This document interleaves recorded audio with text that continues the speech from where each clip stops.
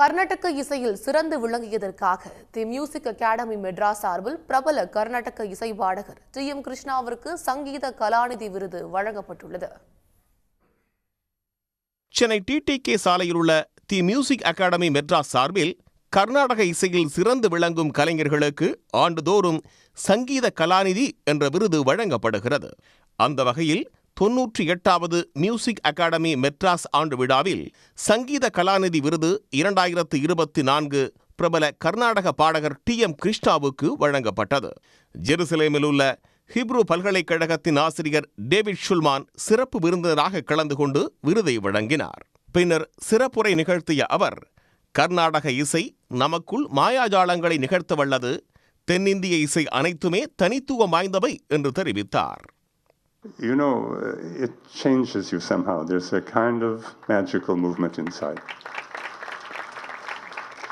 You might not even be aware of it until it could be hours later or sometimes days later or even weeks later, but something changes. And something can also change in the world.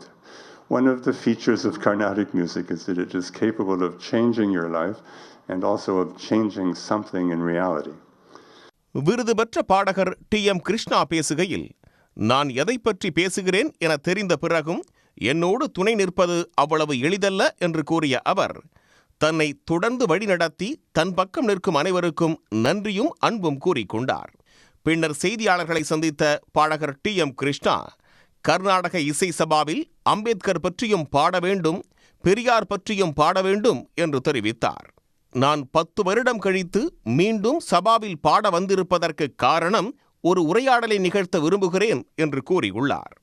ஒரு இசை அப்படின்னா வெவ்வேறு கண்ணோட்டங்கள், வெவ்வேறு விதமான சிந்தனைகள், வெவ்வேறு உணர்வுகள், அந்த ஒரே உணர்வுகள் பார்க்குற வெவ்வேறு ஒரு பிறந்த ஒரு விழி நம்மளுக்கு இருக்கணும்.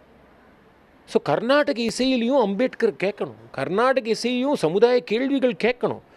அதனால தியாகராஜரும் இருக்கணும். அதுதான் அதில் அழகுங்க. ஒரு தியாகராஜரும் இருக்கார், தீட்சிதரும் இருக்கார், ஒரு நாராயணகுரும் இருக்கார், ஒரு அம்பேத்கரும் இருக்கார், ஒரு பெரியாரும் இருக்கார், எல்லாரும் இருக்காருங்க. அதானேங்க சமுதாயம்.